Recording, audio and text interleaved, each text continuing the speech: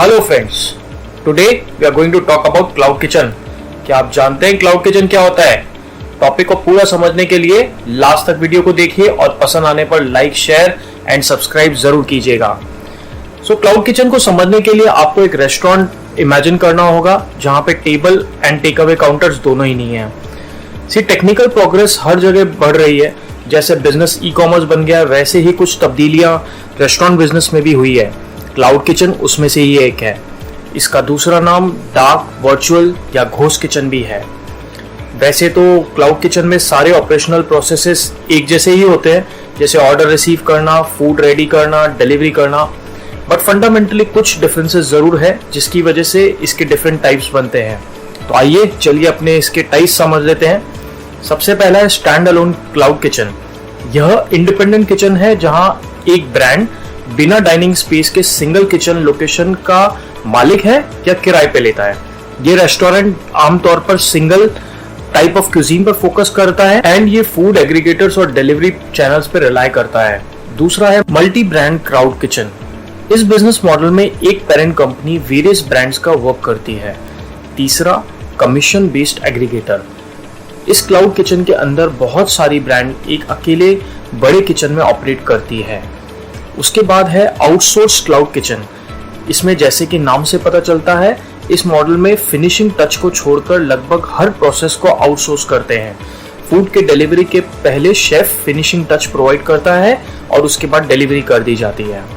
Next है coworking cloud kitchen. इसमें बहुत सारे ब्रांड एक ही इंफ्रास्ट्रक्चर में काम करते हैं। तो चलिए अब क्लाउड किचन के एसेंशियल समझ लेते हैं। सबसे पहला है टेक्नोलॉजी। इससे हमारे ऑपरेशंस एंड प्रोसेसेस सिंप्लीफाई होते हैं। इसका उपयोग हम ऑर्डर लेने, इन्वेंट्री मैनेज करने, कस्टमर का डेटा रखने, बिलिंग के लिए एंड ब्रांड की मार्केटिंग कैसे करें उसमें उपयोग कर सकते हैं। दूसरा है मार्केटिंग। मार्केटिंग बहुत ही इंपॉर्टेंट होता है। इससे आपकी ब्रांड की मार्केटिंग कैसे करनी है, बज़ कैसे क्रिएट करना है, पॉपुलराइज कैसे करना है, उसकी तैयारी हो सकती है। तीसरा है फूड एंड मेन्यू।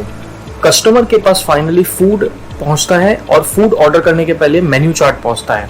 तो हमें फूड एंड मेन्यू को इतना कंपेलिंग बनाना है होता है कि कस्टमर अट्रैक्ट होए हमारी तरफ। उसके बाद में आता है मैनेजिंग इन्वेंट्री। इससे हमारा मतलब है कि हमारा वेस्टेज कम से कम हो और हमारे सारे ऑर्डर फुलफिल हो सके। अगला आता है किचन इक्विपमेंट्स। ये बहुत ही ज़्यादा ज़रूरी है कि जब हमारे औजार यानी इक्विपमेंट्स अच्छे होंगे तो हम कुकिंग अच्छे से कर सकेंगे और हमें टाइम कम लगेगा। नेक्स्ट है लाइसेंसेस। क्योंकि इंडिया में कोई भी बिजनेस करने के लिए बहुत सारे लाइसेंसेस की ज़रूरत होती है, तो लाइसेंसेस हमारा प्री रिक्विजिट है बिजनेस को करने के लिए। Last but not the least, packaging.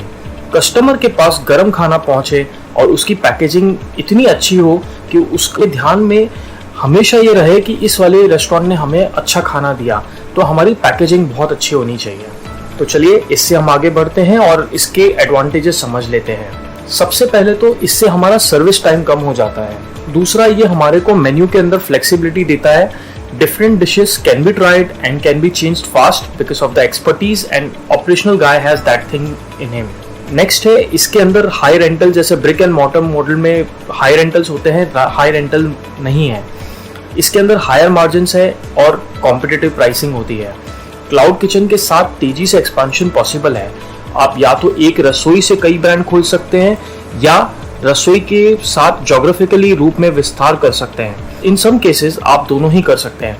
आपकी मार्केटिंग स्ट्रेटेजी के आधार पर उदाहरण के लिए फासोस 160 प्लस रसोई और ब्रांड चलाता है। रिपोर्ट्स की माने तो रेस्टोरेंट बिजनेस के अंदर क्लाउड किचन सबसे ज्यादा CAGR देगा। क्लाउड किचन में इन्वेस्टमेंट कम है, ऑपरेशनल काफ़ी सस्ता है और मार्जिन्स हाई है। काफ़ी सारी टेक्निक्स की वजह से इसमें एम्प्लॉय की कॉस्ट भी कम है, तो आपका ह्यूमन रिसोर्स भी इसमें ज़्यादा नहीं लगेगा। तो आइए चलिए अब इसके डिसएडवांटेजेस समझ लेते हैं। सबसे पहले बिल्डिंग ब्रांड। क्योंकि क्लाउड किचन खुले मार्केट में नहीं होता तो उसकी ब्रांड क्रिएट करना थोड़ा डिफिकल्ट है। कस्टमर्स की आइज़ में अगर मार्केटिंग पे खर्चा नहीं किया तो उसकी ब्रांड की अवेयरनेस क्रिएट करना थोड़ा मुश्किल होगा। Dependence on food aggregators.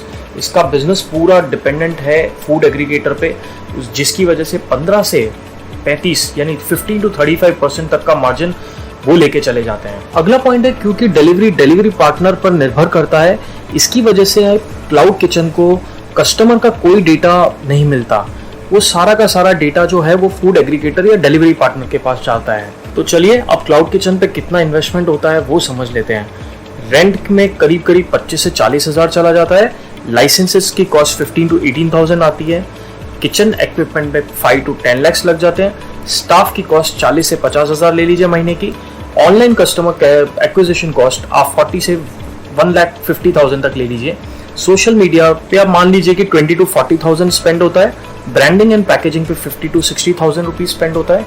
Point of sale and inventory पे 15 to 20,000 मान के चल सकते हैं। उम्मीद है आपको हमारा वीडियो इंसाइटफुल लगा होगा, और एज रिक्वेस्टेड अगर आपको पसंद आया है तो please like share and subscribe ज़रूर कीजिएगा।